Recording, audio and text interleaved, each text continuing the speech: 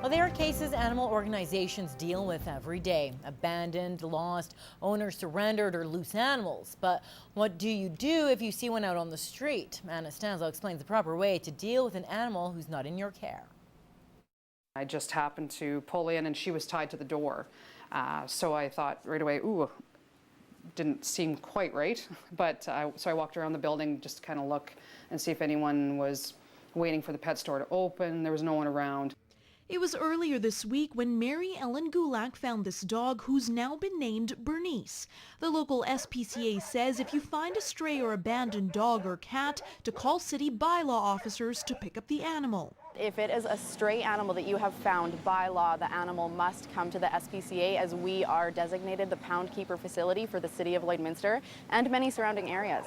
But if a pet owner is unable to take care of the animal, the SPCA and rescue shelters do accept them. If you need to rehome your dog and you find that you can't take care of it anymore, you always have the option of calling the SPCA just to see if there is space for us to rehome it for you. You can always call local rescues, and even if they're full, you can reach out to other rescues further in the area. We rely on foster homes and volunteers to care for the animals until we find them forever homes. And on the issue of selling or giving them away online, Nikki Hayden says to make sure the pet is spayed or neutered and to write up a contract. Because they can write up an agreement and say, if you can't keep this dog anymore, call me. Like, I want to know what's going on. If they're giving them away for free, they can end up,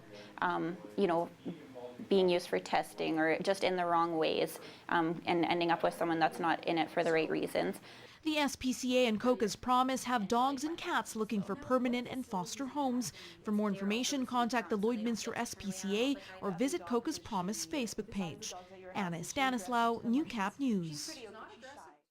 The power engineering building at Lakeland College is one step closer to being completed. Today, the state-of-the-art facility received 2 massive boilers. Newcap News was there as they were unloaded and put into their new home. From a bird's-eye view, the site looks chaotic, but it's a fully controlled move. Large cranes are hauling the hefty boilers into the new power engineering building. It's a big undertaking for Lakeland College, but one the staff is excited for. We've been doing a major upgrade to the program, increasing the size. We're building a whole new wing. The boilers weigh 45 and 35,000 pounds each. They were driven here all the way from Oklahoma. These boilers are going to be the key piece in the program's curriculum. It's to give the students the variation of experience, to see that there is different boilers out there, to understand that there's slightly different characteristics. These boilers will be working double duty. Not only are they a major teaching tool, they will be integrated into the heating systems at the school. The work that we've done here to build this new lab and extension of the building, I feel is putting us as a leader in the country for the facilities we have. Officials say they are close to budget on the project and almost on schedule. We're looking to have everything done by early October, so I think everything's going as planned. So yeah, schedule maybe has slipped a little bit on the boilers coming here, but we'll still get her on target time. The school is expecting its final boiler in the next couple of months. What we do here is what industry does. And it does that because industry comes in and helps us with our programming. And we're very fortunate that. It sort of makes us stand apart from other colleges. Well, the recent flooding in parts of Saskatchewan has caused some crop growth to be delayed, but overall things are looking good across the province. Kyle Gallagher has more in this week's Ag Report. Recent warm, dry weather has helped haying progress and crop development in many areas of Saskatchewan. According to the weekly crop report, 25% of hay is now cut, while 15% is already baled.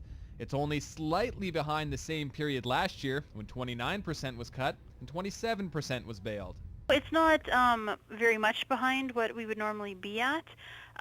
Certainly conditions have been conducive in the past week. That a lot of progress has been made. The weather has also helped crops recover from flooding stress. The majority are now in fair to excellent condition, but it does vary depending on the region, and many are behind in their development. We have some very fantastic looking crops that are in excellent condition, and on the flip side we also have crops that are, you know, in poor or even very poor condition. Most of that was either from excess moisture, flooding damage we had, particularly in the east part of the province.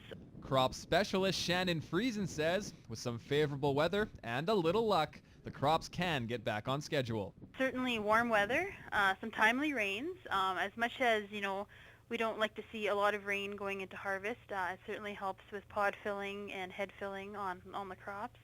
And then of course, you know, harvest comes around and the tap shuts off hopefully, and then we can get a lot of that crop off in very good condition. Kyle Gallagher, Newcap News.